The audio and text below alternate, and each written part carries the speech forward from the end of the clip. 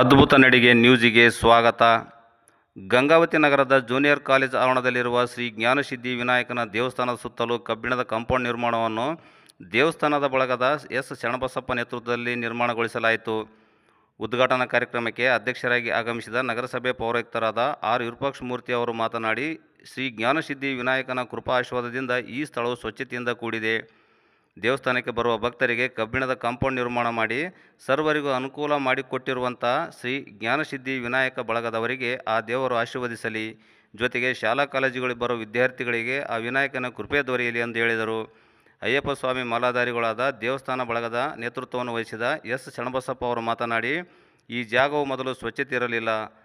ಈ ದೇವಸ್ಥಾನ ನಿರ್ಮಾಣವಾದ ನಂತರ ಸರ್ವ ಭಕ್ತಾದಿಗಳು ಬಂದು ಕುಳಿತುಕೊಳ್ಳುವುದಕ್ಕೆ ಮತ್ತು ದಿನನಿತ್ಯವೂ ಸಹ ದರ್ಶನ ಪಡೆಯುವುದಕ್ಕೆ ಸಾರ್ವಜನಿಕರಿಗಾಗಿ ಅನುಕೂಲ ಮಾಡಿಕೊಡಲು ಶ್ರೀ ಜ್ಞಾನಸಿದ್ಧಿ ವಿನಾಯಕನ ಬಳಗದ ಎಲ್ಲ ಅಯ್ಯಪ್ಪ ಸ್ವಾಮಿ ಮಾಲಾಧಾರಿಗಳಿಗೆ ಆ ದೇವರು ಅನುಗ್ರಹ ಕರುಣಿಸಲಿ ಎಂದು ಹೇಳಿದರು.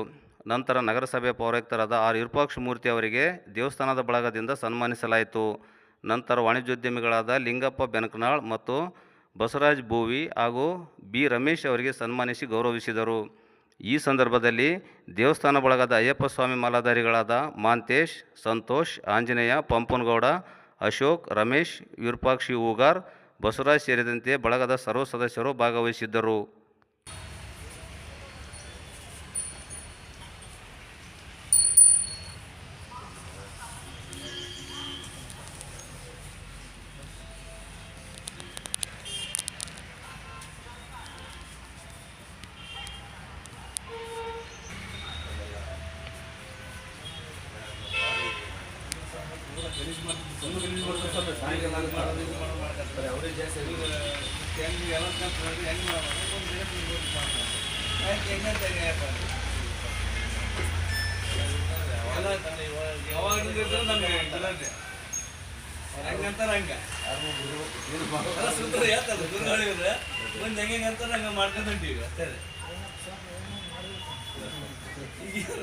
ಅದೊಂದು ಅನುಕೂಲ, ನೀರಿಂದ ಅನುಕೂಲ ಆಗಿಬಿಟ್ಟು ಸಾಕು ಸರ್. ಮತ್ತೇನಿಲ್ಲ, ಒಂದು ಬೋರ್ ಎಲ್ಲ ಮಾಡಿಲ್ಲ.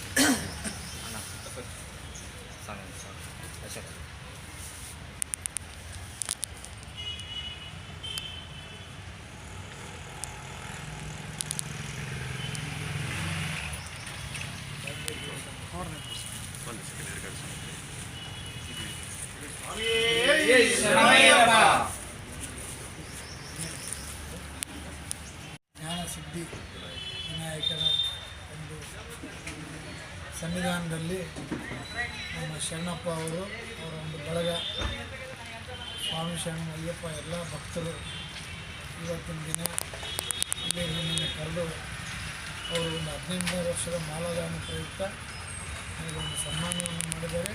ಅದಕ್ಕೆ ನಾನು ಅವರಿಗೆ ತುಂಬ ಹೃದಯದ ಕೃತಜ್ಞತೆಗಳನ್ನು ನಾನು ಹೇಳ್ತಾ ಇದ್ದೀನಿ.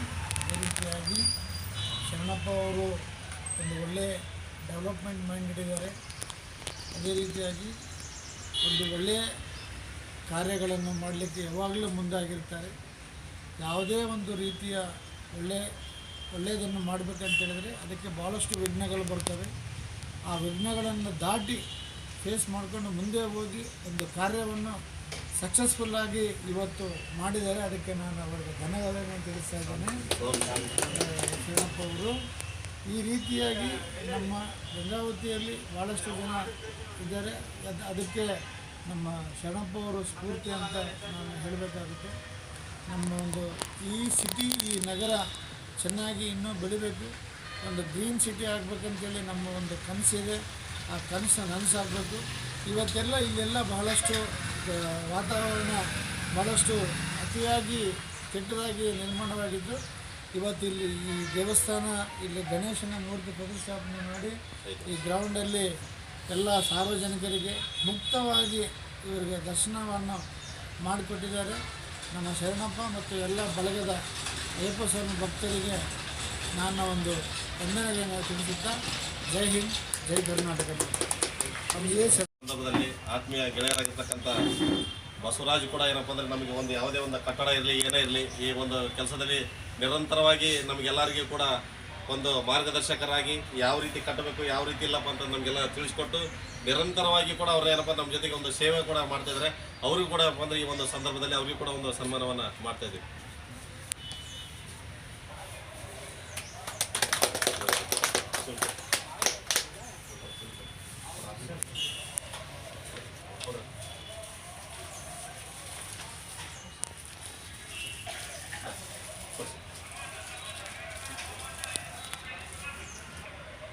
ಒಂದು ನಾವೇನಪ್ಪ ಅಂದರೆ ವಿನಂತಿ ಮಾಡ್ಕೊಳ್ಳೋದೇನೆಂದರೆ ಈ ಒಂದು ದೇವಸ್ಥಾನಕ್ಕೆ ಒಂದು ವಿದ್ಯುತ್ ಸಂಪರ್ಕವನ್ನು ತಮ್ಮ ಒಂದು ನಗರಸಭೆಯಿಂದ ಒಂದು ಅನುಕೂಲ ಮಾಡಿಕೊಟ್ರೆ ಮತ್ತು ಇಲ್ಲಪ್ಪ ಒಂದು ಶುದ್ಧವಾದ ವಾತಾವರಣ ನಮಗೆ ನಿರ್ಮಾಣ ಮಾಡಲಿಕ್ಕೆ ಅನುಕೂಲ ಆಗುತ್ತೆ. ಅದೇ ರೀತಿಯಾಗಿ ಅಲ್ಲಿ ಒಂದು ಟ್ಯಾಂಕ್ ಕೂಡ ಹೇಳಿದ್ವಿ. ಆದಷ್ಟು ಏನಪ್ಪ ಅಂದರೆ ಸಾಧ್ಯವಾದ್ರಪ್ಪ ಅಂದರೆ ಆ ಒಂದು ಏನು ವೇದಿಕೆ ಇದೆ ಅದೆಲ್ಲ ಪೂರ್ತಿ ಎಲ್ಲ ಅದೇನಪ್ಪ ಅಂದ್ರೆ ಇವತ್ತು ನಾಳೆ ಬೀಳ್ತಾ ಇದೆ. ಅದನ್ನೇನಪ್ಪ ಅಂದ್ರೆ ತಮ್ಮ ಅಧಿಕಾರದ ಒಂದು ಅನುಕೂಲ ಒಂದು ಇದ್ದರೆ ಅದನ್ನು ದಯವಿಟ್ಟು ಏನಪ್ಪ ಅಂದ್ರೆ ಡೆಮಾಲಿಷ್ ಮಾಡಿದ್ರೆ ಶಾಲೆಯ ಮಕ್ಕಳಿಗೆ ಕೂಡ ಏನಪ್ಪ ಅಂದ್ರೆ ಅದರಿಂದ ಅನುಕೂಲ ಆಗುತ್ತೆ. ಅದರಿಂದ ಏನಪ್ಪ ಅಂದರೆ ಪೂರ್ತಿ ಪ್ರಮಾಣದಲ್ಲಿ ಒಂದು ಮಲಿನವಾಗಿರ್ತಕ್ಕಂಥ ಒಂದು ವಾತಾವರಣ ಇದೆ. ಅದಕ್ಕೆ ಪೂಜ್ಯ ಗುರುಗಳು ಇದನ್ನೇನಪ್ಪ ಅಂದರೆ ದಯವಿಟ್ಟು ಅದನ್ನು ಸ್ವಲ್ಪ ಮಾಡಿಕೊಟ್ರೆ ಅನುಕೂಲ ಆಗುತ್ತೆ ಅಂತ ಹೇಳ್ಕೊಂಡು ತಮ್ಮಲ್ಲಿ ನಾನು ವಿನಂತಿ ಮಾಡಿಕೊಡ್ತೀನಿ.